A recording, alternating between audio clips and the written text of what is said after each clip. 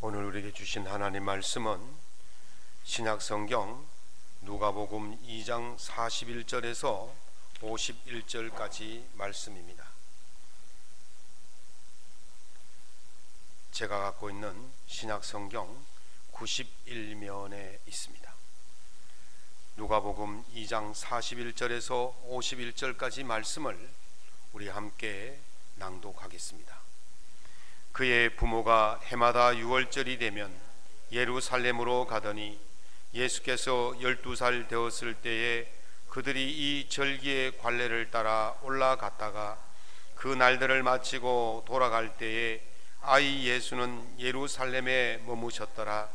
그 부모는 이를 알지 못하고 동행 중에 있는 줄로 생각하고 하룻길을 간 후 친족과 아는 자 중에서 찾되 만나지 못하매 찾으면서 예루살렘에 돌아갔더니 사흘 후에 성전에서 만난즉 그가 선생들 중에 앉으사 그들에게 듣기도 하시며 묻기도 하시니 듣는 자가 다 그 지혜와 대답을 놀랍게 여기더라.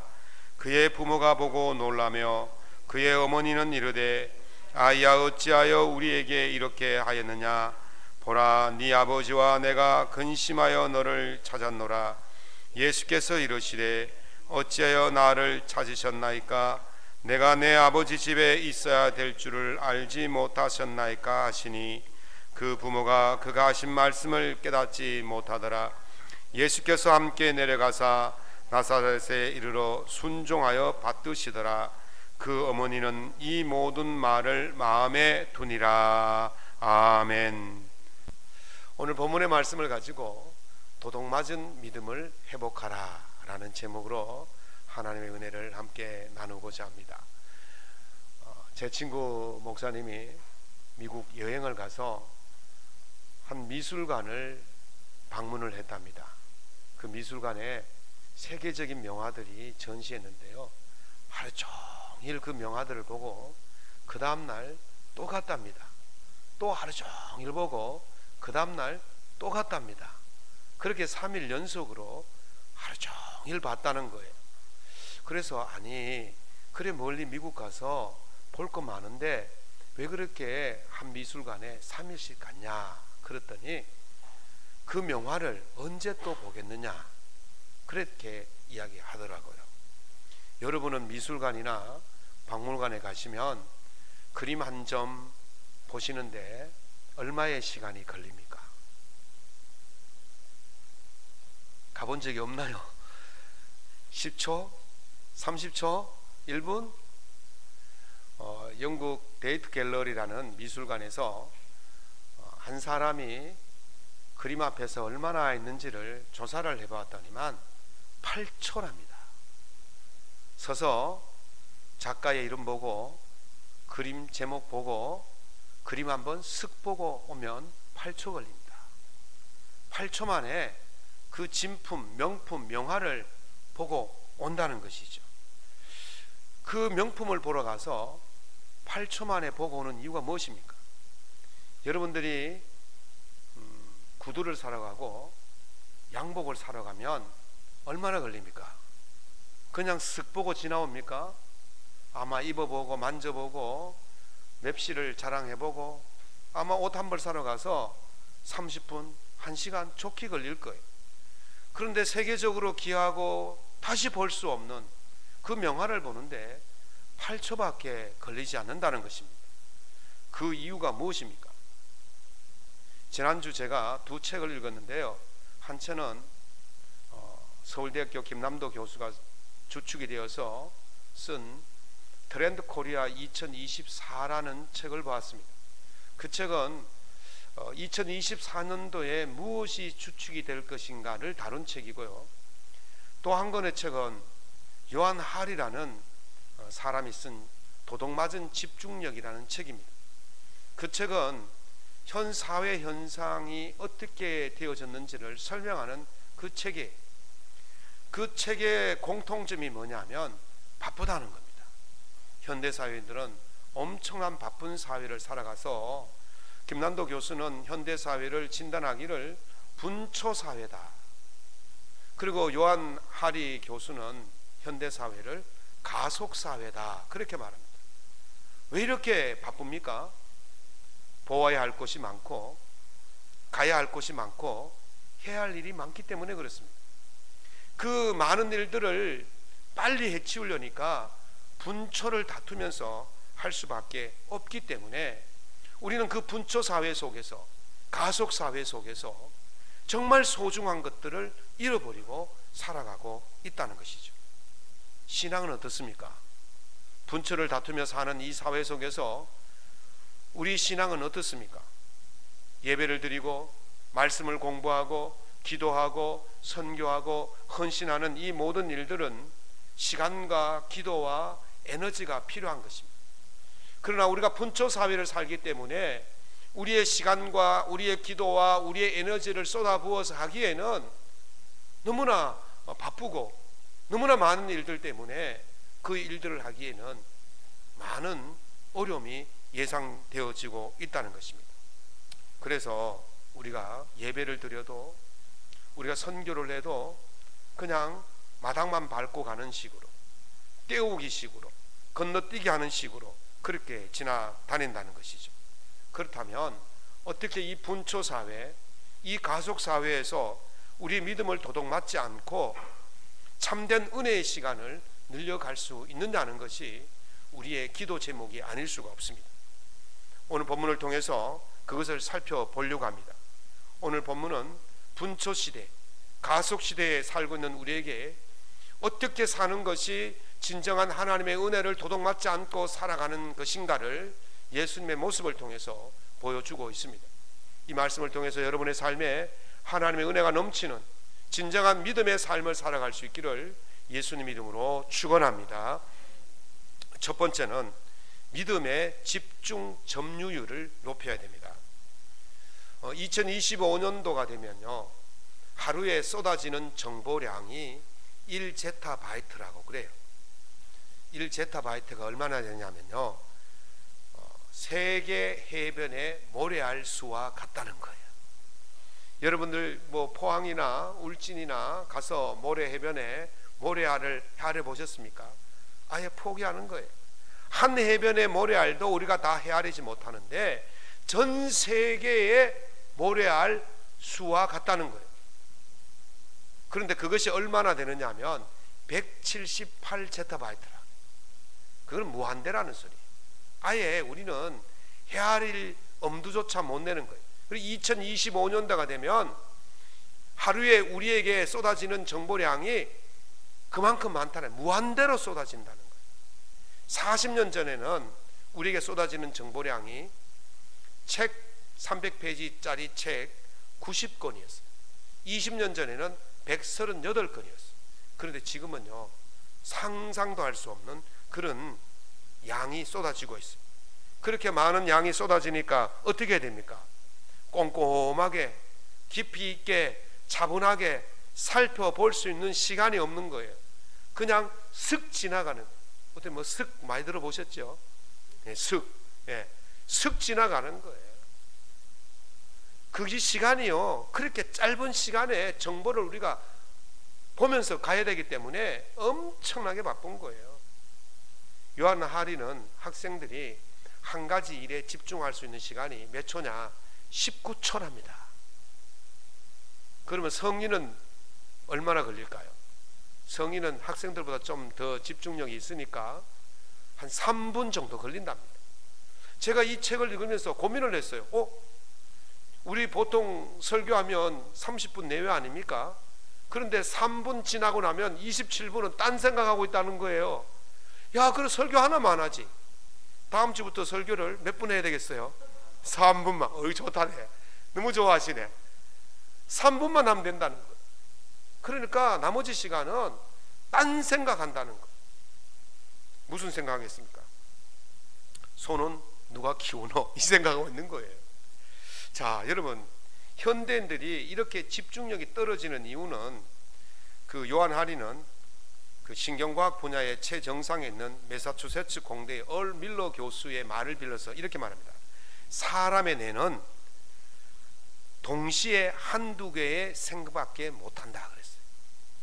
요즘 우리가 멀티스태킹이라고 말하죠. 그게 무슨 말입니까? 여러 가지 일을 동시에 한다는 거예요. 근데 그게 거짓말이라는 거예요.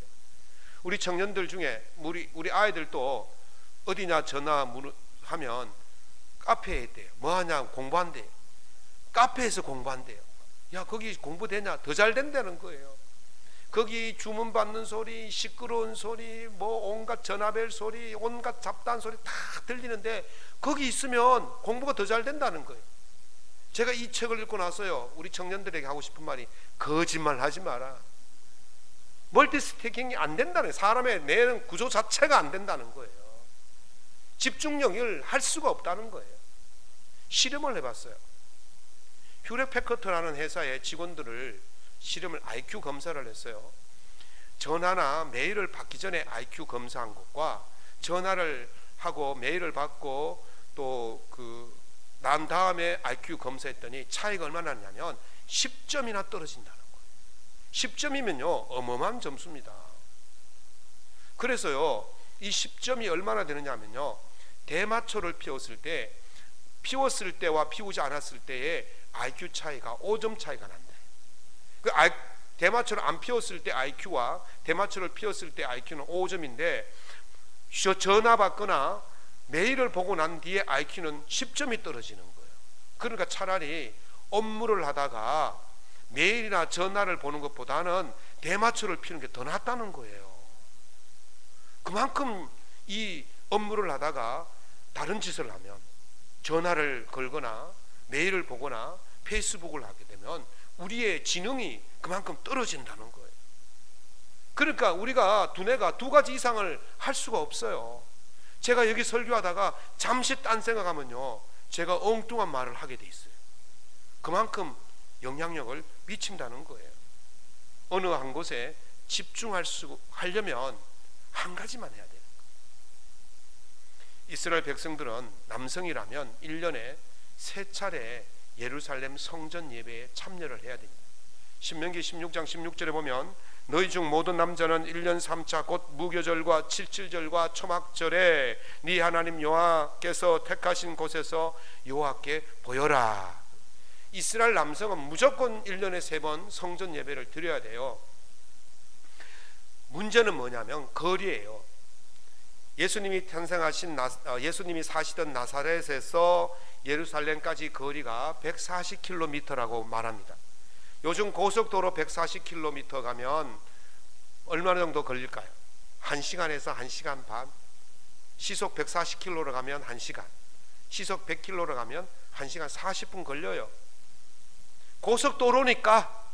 그런데 그 당시에는 고속도로가 없어요. 도로라고 해봐야 좁은 산길이에요, 계곡길이에요, 협곡이에요, 비포장이에요. 그러면 성인이 아무리 빨리 걸어도 하루에 30km 이상을 걸을 수가 없어요. 거기다가 노약자나 여성이나 아이들을 동반하면 하루에 20km 밖에 못 가는 거예요. 그러면 하루에 20km로 간다 그러면 며칠 걸리겠습니까? 7일이 걸리는 거죠. 왕복 14일이에요. 근데 찍고 돌아옵니까? 가서 볼일 보고 와야죠. 하루나 이틀 머물면 적어도 15일에서 16일은 집을 비워야 돼요. 여러분, 집을 하루 이틀 비우면 어떻습니까? 바쁘죠. 갔다 오기 바쁘죠. 그런데 15일을 집을 비워야 된다면 얼마나 마음이 급하겠습니까? 지금 예루살렘 성전에 올라가기는 올라가는데 거기 가서 무슨 생각하겠습니까? 소는 누가 키우고 있지? 밭은 어떻게 되었지? 아이들은 어떻게 됐지? 이웃집 맡긴 일들은 빨리 처리해야 되는데 그 사람 독촉하면 어떻게 하지? 온갖 생각으로 머릿속에 꽉 차 있는 거예요. 그래서 예배를 빨리 마치고 돌아가야 되겠다. 예배를 빨리 마치고 돌아가서 소도 키워야 되고 밭도 갈아야 되고 아이도 돌봐야 되고 이웃집의 일도 거들어줘야 되고, 그런 생각으로 머리에 꽉 차 있는 거예요. 오늘 현대를 살아가는 우리의 모습과 흡사합니다. 바쁜 일들 때문에 집중해서 깊이 있게 드려야 할 예배를 그렇게 그냥 명화 하나 보듯이, 그림 한 점 보듯이 쓱 지나가는 거예요. 우리가 예배에 참석하더라도 예배에 집중하지 못하고 여러 가지 일들로 복잡해지면 예배에 참석 하나마나가 되는 것입니다. 예배에 집중하지 못하고 하나님을 만나지 못하게 되는 것입니다. 사랑하는 성도 여러분, 예배 자리에 오셨으면 오직 예배에만 집중할 수 있기를 예수님 이름으로 축원합니다. 휴대폰을요, 진동이 아니라 끄셔야 돼요. 휴대폰을 진동으로 하는 이유가 무엇입니까? 진동이 울리면 들고 나가겠다는 거예요. 예배를 중단하겠다는 거예요. 그 한 시간의 시간에 예배를 중간에 다른 일이 생기면 예배를 중단하겠다는 거예요. 그래서 휴대폰을 들어오실 때 끄셔야 돼요. 그게 온전히 집중하는 거예요. 휴대폰을 다음 주부터 다 끄실 수 있기를 예수 이름으로 부탁합니다. 젊은 청년들은 안 하네 대답을. 휴대폰을 끄세요. 끄셔야 됩니다. 끄셔야 예수님을 만납니다. 끄셔야 하나님을 만납니다.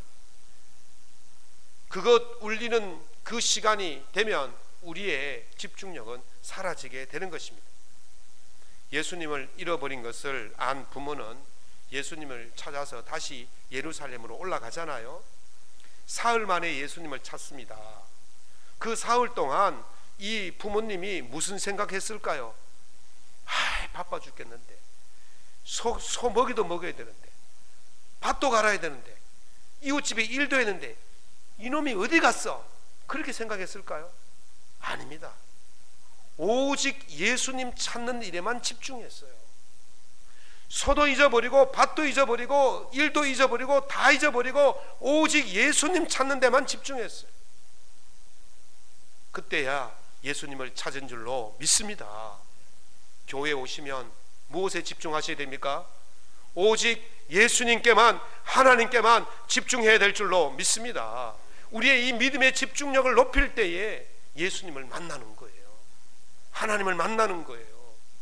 아니, 먼 길 새벽밤 묵고 이곳까지 왔는데 목적이 무엇입니까? 예수님 만나는 게 목적 아닙니까? 그렇게 예수님 만나러 와놓고 자꾸 다른 생각하다가 예수님 만나지 못하고 돌아가면 이 시간이 얼마나 아깝습니까? 그 15일이라는 시간이 얼마나 아깝습니까? 오직 예수님 만나기 위해서 휴대폰부터 끄시기를 예수 이름으로 부탁합니다. 그래서 하나님이 주시는 은혜를 마음껏 누릴 수 있기를 예수님 이름으로 축원합니다. 두 번째는 믿음의 공간 점유율을 높여야 됩니다. 2차 대전 당시에 영국 런던은 독일 폭격기에 의해서 초토화되었습니다. 폐허가 되었습니다. 지금 우리 이스라엘과 하마스 보면 가자 지구가 거의 초토화되었지 않습니까? 지금 우크라이나 지역이 초토화되었지 않습니까? 전쟁이 나면 그렇게 되는 거예요.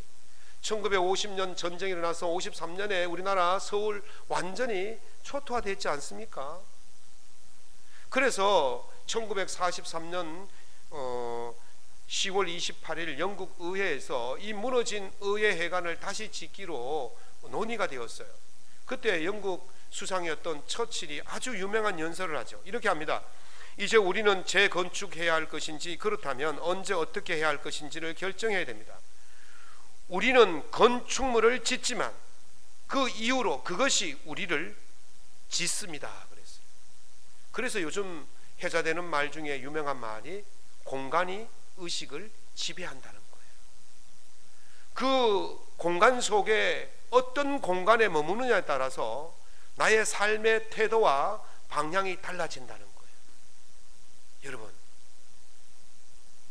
룸사롱에 가고 나이트클럽에 가면 무엇이 여러분을 지배합니까? 교회에 오면 누가 여러분을 지배합니까? 여러분들이 머무는 곳에 그 공간이 여러분을 지배하는 거예요. 그래서 어느 곳에 머무느냐, 어느 곳에 많이 머무느냐에 따라서 그 인생이 달라지는 거예요. 도서관에 많이 머무는 청년들, 대학생들은 그 삶이 달라지는 거예요. 매일 저녁 어디 나이트클럽이나 쫓아다니는 청년들의 삶과는 완전히 다른 삶을 살 수밖에 없는 것입니다. 왕복 15일이나 걸리는 예루살렘에 들른 예수님이 이 예루살렘 성전에 며칠 머물렀을 것 같아요. 왕복 15일 걸려요. 그럼 예루살렘에 올라가서 아무리 오래 있어도 소도 키워야 되고 밭도 갈아야 되고 일도 해야 되니까 오래 머물지 못하고 하루 이틀, 길어야 이틀 정도 머물고 왔을 거예요. 그것 생업 때문에 1년에 3번밖에 가지 못하는 그곳에 생업 때문에 그렇게 오래 머물지 못하고 급히 내려오고 수밖에 없던 것입니다. 하나님의 전에 오래 머물지 못하면 하나님의 영광에 오래 머물 수가 없는 것입니다. 예수님의 부모님이 예수님을 찾았을 때 예수님이 어디에 있었어요? 성전에서 예수님을 찾았어요. 그때 엄마가 걱정을 했어요. 야, 얘야, 엄마 아빠가 얼마나 걱정했는데. 그러니까 예수님이 뭐라 그러셨어요? 어찌하여 나를 찾으셨나이까? 내가 내 아버지 집에 있어야 할 줄을 알지 못하셨나이까? 부모는 생업이 바빠서요 성전에 마당만 밟고 돌아왔어요. 그러나 예수님은 부모님 보내고 혼자 거기 남아 있었다는 거예요. 우리 신앙의 모습을 진지하게 한번 살펴보시기 바랍니다. 일주일에 겨우 한 번 교회에 왔다가 무엇이 그리 급한지 돌아가시기 바쁩니다. 생업이 바쁠 수도 있고 대소사가 바쁠 수도 있어요. 그러나 정말 중요한 것은 내 믿음을 굳건히 하는 그 공간이 어디냐 하는 것입니다. 나의 신앙을 지키고 나의 믿음을 지키고 내 인생을 지키는 공간이 어디냐 하는 것입니다.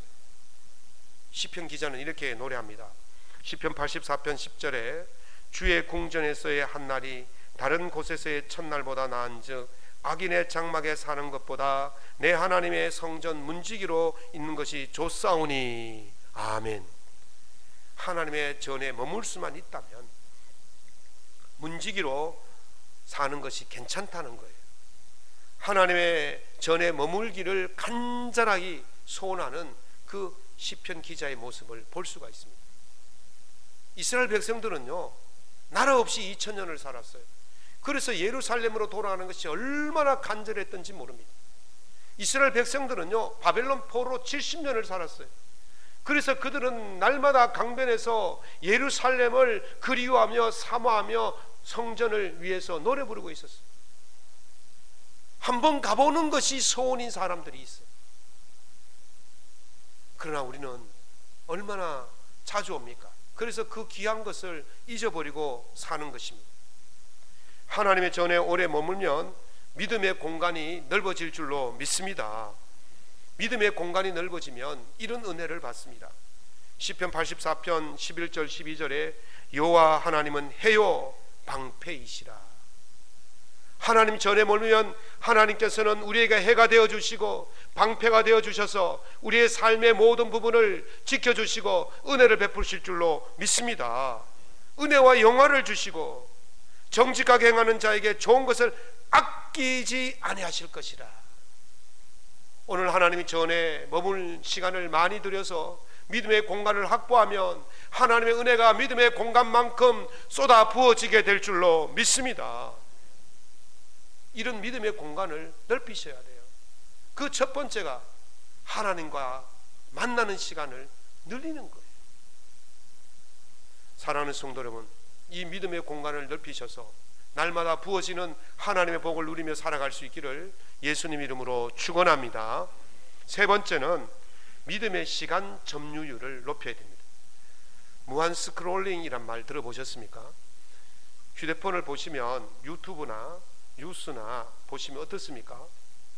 하나 끝날 때쯤 되면 그 다음 게 또 나오죠. 그거 끝날 때쯤 되면 또 나옵니다. 이렇게 손가락을 올리면 밑에 줄줄줄 달려서 나오죠. 스크롤 한다 그러죠. 이게 끝도 없이 나와요. 끝도 없이 무한대로 나와요. 그래서 이거 보다가 어떻게 합니까? 아이고 요거 보고 자야지. 그러다가 아이고 다음에 또 나오는 거예요. 또 보고 하다가 날밤 새우죠. 무한 스크롤링, 끊임없이 나오는 거예요. 젊은 청년들이 조심해야 되는 거예요.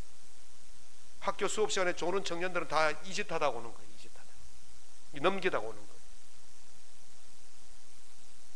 이 무한 스크롤을 개발한 개발업자가 이런 말을 했어요. 설계자와 기술자로서 얻은 큰 배움 중 하나는 무언가를 사용하기 쉽게 만드는 것이 꼭 인간성에도 좋은 것이 아님을 깨달았다 그랬어요. 사람의 편리를 위해서 만든 그것이 인간성을 황폐화시킨다는 거예요. 인간성을 무너뜨린다는 거예요. 편리가 다 좋은 게 아니라는 거예요. 전 구글의 전략가였던 사람이 이 기술자들을 모아놓고 이렇게 질문을 했어요. 여러분은 여러분들이 만든 세상 속에서 살고 싶으신 분이 있으십니까? 라고 물었더니 한 사람도 손을 들지 않더라는 거예요. 무슨 말입니까? 돈을 위해서, 인간의 편리를 위해서 뭐를 만들어 놨는데 그걸 가만히 보니까 그것이 도리어 인간의 인간성을 황폐화시키고 인간을 무너뜨리고 있더라는 거예요. 그래서 자기는 자기가 만들어 놓았지만 그 속에 들어가 살기 쉽지 않다는 거예요. 만든 사람도 살기 싫어하는 세상을 우리는 그것이 좋다고 그냥 들어가서 살다가 우리의 인간성을 다 폭망시키는 거예요. 지금 현상이 그렇지 않습니까? 여러분 어떻습니까? 식당에 가서 버스를 기다리다가 틈새가 있으면 무엇합니까? 식당에 가서 음식 시켜놓고 각자 휴대폰을 들고 보면 가족이랍니다. 서로 막 이야기하면 그거는 연인 사이라고요. 그래서 지난주에 저희 가족이 식사를 하러 갔어요. 우리는 어땠을 것 같습니까? 진지하게 책을 펴놓고 이야기를 했습니다. 아버지가 목사 아닐까봐 아들이 그냥 그 강의를 들었어요. 그 틈새 시간에 뭐 합니까? 스크롤링 하잖아요. 스크롤링. 그 모처럼 만난 가족 사이에 밥상 앞에 앉아놓고 스크롤링 하는 거예요. 우리 옛말에 뭡니까? 밥상교육이라 그러잖아요.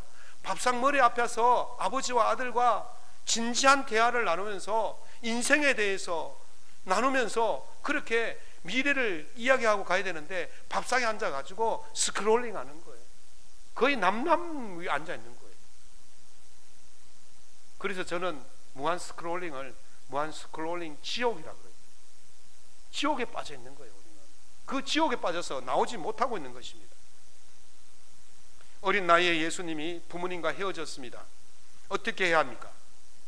12살 어린아이가 부모님을 잃어버렸어요. 어떻게 해야 돼? 둘째 하나입니다. 하나는 그 예루살렘 거리를 쫓아다니면서 엄마 아빠 울면서 찾아다니는 것이 하나 있고, 다른 하나는 엄마 어디 가셨겠어? 내가 이 예루살렘에 있으면 찾아오시겠지. 그러면서 예루살렘 거리를 다니면서 생전 처음 보는 그 도시 구경하고 시장 구경하고 마트 구경하고 그렇지 않겠어요?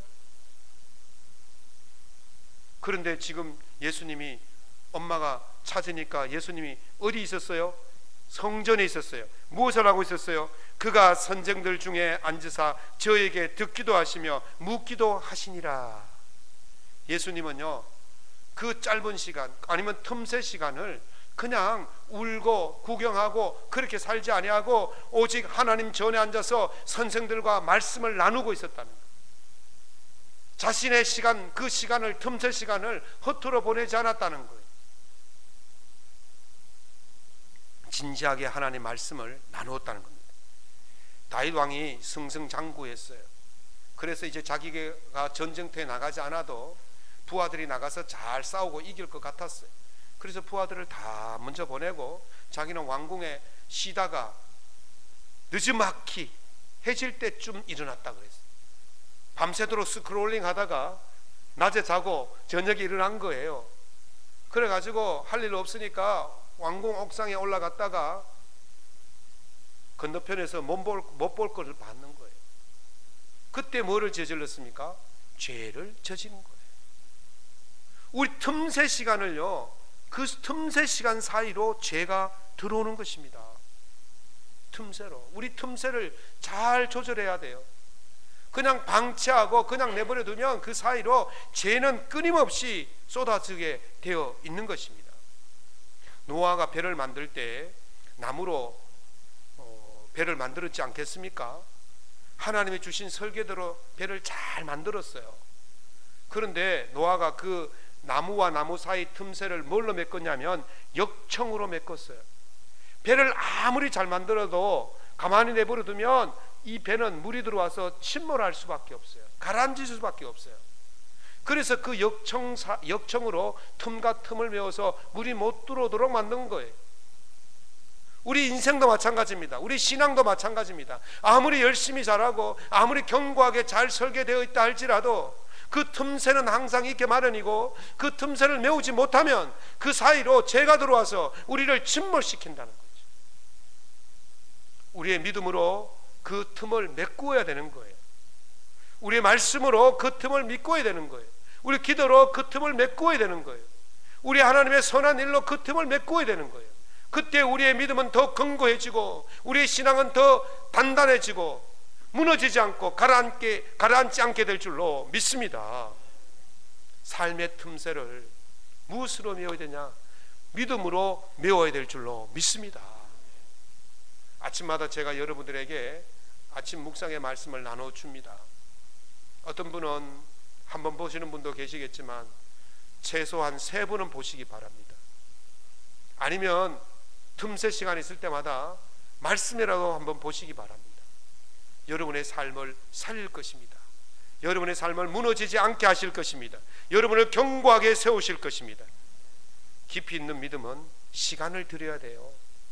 깊이 있는 믿음은 기도를 요구하고, 깊이 있는 믿음은 에너지를 요구하는 거예요.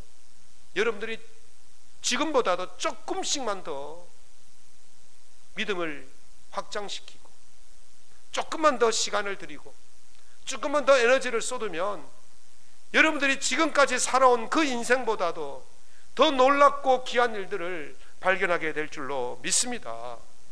분초 사회 속에서, 가속 사회 속에서 바쁠수록 믿음에 집중하시고 믿음의 공간을 확보하시고 믿음으로 삶의 틈새를 메꾸셔서 도둑맞은 믿음을 회복하셔서 하나님의 은혜 속에 살아갈 수 있기를 예수님 이름으로 축원합니다.